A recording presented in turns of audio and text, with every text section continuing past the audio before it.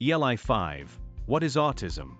Colloquially, I think most people understand autism as a general concept. Of course, how it presents and to what degree all vary, since it's a spectrum.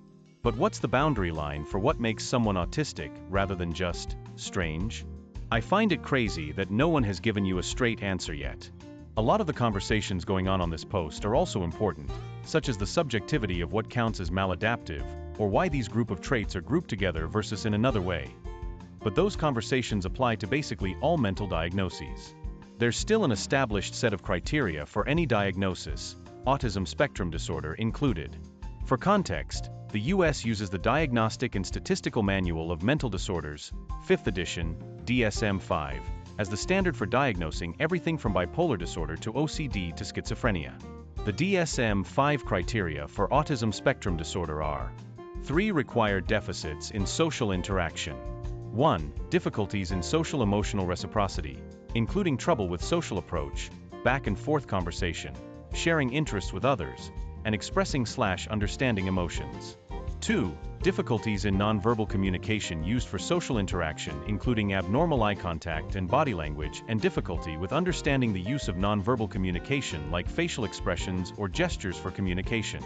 3. Deficits in developing and maintaining relationships with other people, other than with caregivers, including lack of interest in others, difficulties responding to different social contexts, and difficulties in sharing imaginative play with others.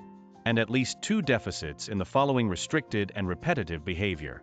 1. Stereotyped speech, repetitive motor movements, echolalia, repeating words or phrases, sometimes from television shows or from other people, and repetitive use of objects or abnormal phrases. 2. Rigid adherence to routines, ritualized patterns of verbal or nonverbal behaviors, and extreme resistance to change, such as insistence on taking the same route to school, eating the same food because of color or texture, repeating the same questions. The individual may become greatly distressed at small changes in these routines. 3. Highly restricted interests with abnormal intensity or focus, such as a strong attachment to unusual objects or obsessions with certain interests, such as train schedules. 4. Increased or decreased reactivity to sensory input or unusual interest in sensory aspects of the environment, such as not reacting to pain, strong dislike to specific sounds, excessive touching or smelling objects, or fascination with spinning objects. So to answer your question, a person who displays any of the restricted or repetitive behaviors but not social deficits would not be considered on the spectrum. Someone with only 2 of the 3 social deficits would also not be diagnosed. Of note, a diagnosis of ASD requires a clinically significant impairment in social, occupational, or other important areas of current functioning, subsection D of the diagnostic criteria for ASD. That's the big reason I've never been diagnosed with ASD.